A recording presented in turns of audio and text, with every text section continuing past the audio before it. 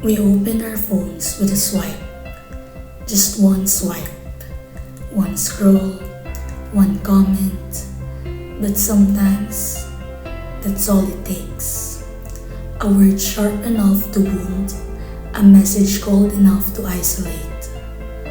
In a world of likes and shares, how can something so silent hurt so loud? We live in a time where most pain doesn't show up in bruises. It shows up in unread messages, in blocked accounts, in eyes staring blankly at a glowing screen. Cyberbullying doesn't shout.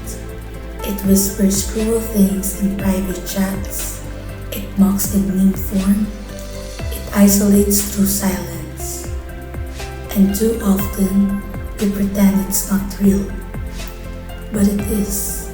It's very real. And its impact runs deep. According to the Pew Research Center, 6 in 10 teens have faced some form of cyberbullying, like name calling, rumor spreading, or receiving unwanted messages. Behind every screen is a person, and behind every cruel message, there is always a scar we don't always see. When the online world becomes hostile, some begins to look inward, not to heal, but to harm. A study published in the Canadian Journal of Psychiatry found a strong link between digital stress and self-injury.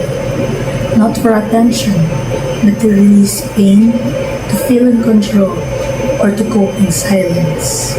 And sometimes, it becomes worse.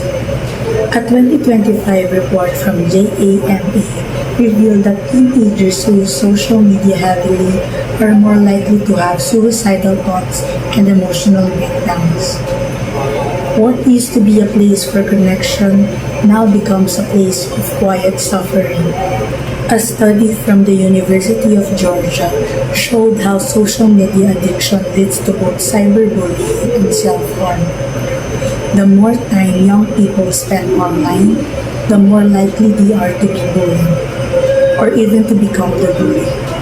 And in many cases, those who bully others are struggling too.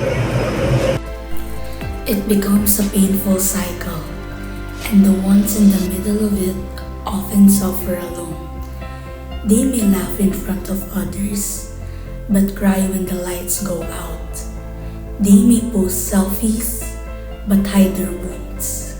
Behind filters and emojis, many are carrying quiet battles. But what if we stop for a moment?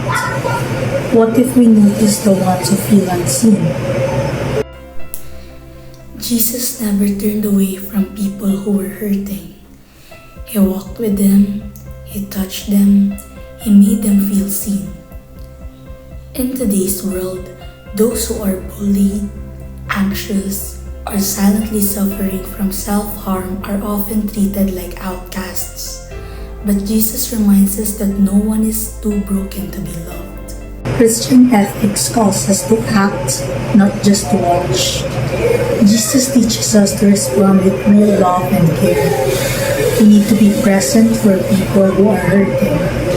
That means helping in ways that are real and immediate, like listening, supporting, and being there. We must also keep love at the center. When someone is hurting others online, it's easy to get angry. But sometimes, those who hurt others are hurting too. Love challenges us to respond with understanding, not more hate. Jesus also showed us that no one should be left out. He spent time with people who were rejected by society. In the same way, we are called to include and support those who feel excluded or shamed, especially online. And finally, he taught forgiveness and change.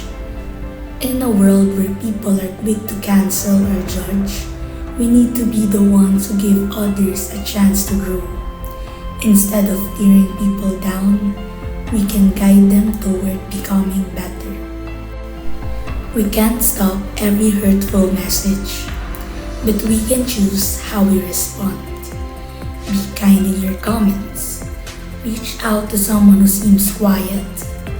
Follow people who make you feel safe and seen.